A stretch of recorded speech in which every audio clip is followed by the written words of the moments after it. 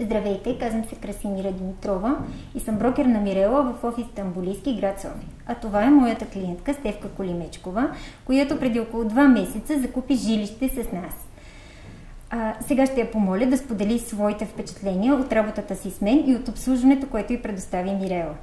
Краси, бих искала първо да благодаря на Мирела за съдействието, което ми предостави да си закупя собственото си жилище. От вас получих наистина много помощ.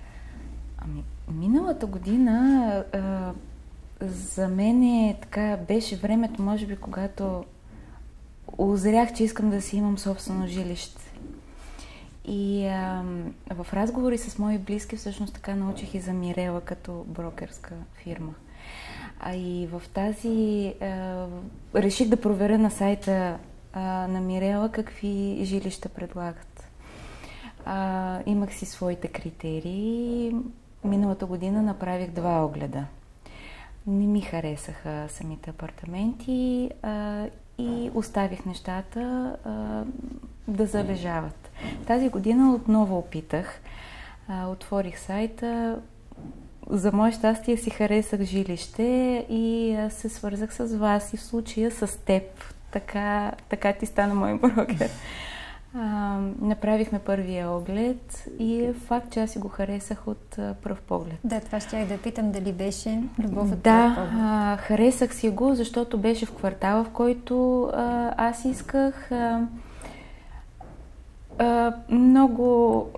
Всъщност жилището, което търсех, аз си го намерих. И то наистина още от при пръв поглед. Така че... Така Мирела стана и ти съответно мой брокер. Кой беше най-вълнуващия момент от самата сделка? Всъщност най-вълнуващия момент, може би не вълнуваща ми така важен момент за мен беше в момента на подписването на крайния договор. Да, на нотариалния. До тогава всъщност някакси ми беше нереалистично, че какво се случва, да. Времето минаваше, аз очаквах може би малко по-бързо да се развият нещата, но наистина във връзка с това, което е необходимо да се изготви или подпише, и аз... Тоест всяка една стъпка си иска своето технологично време и може би тези 2 месеца така се оказаха благоприятни, може би в това, че не се бързаше. Най-важният момент беше, в който осъзнах, че действително аз имам свое жилище, е момента, в който подписахме нотариалния акт. Стефи, как се чувстваш след добрия избор, който направи? Много съм доволна. С нетърпение очаквам наистина да си заживея в жилището.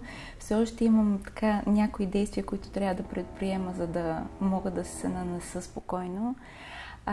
И с голямо желание голямо желание имам да си го направя наистина собствен дом и доволна съм.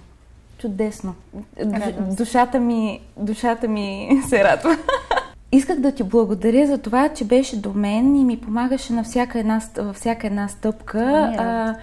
Трудно се доверявам, а пък ти създаде в мен доверието, че мога да задавам всякакви въпроси, дори и глупави за себе си, може би. И че можех да се обръщам при всеки момент. Благодаря. Това исках да кажа, да. Има ли нещо, което би препоръчала на Мирела? Не, като препоръка нямам, по-скоро като съвет да си останете поне такива каквито сте или такава каквато си ти.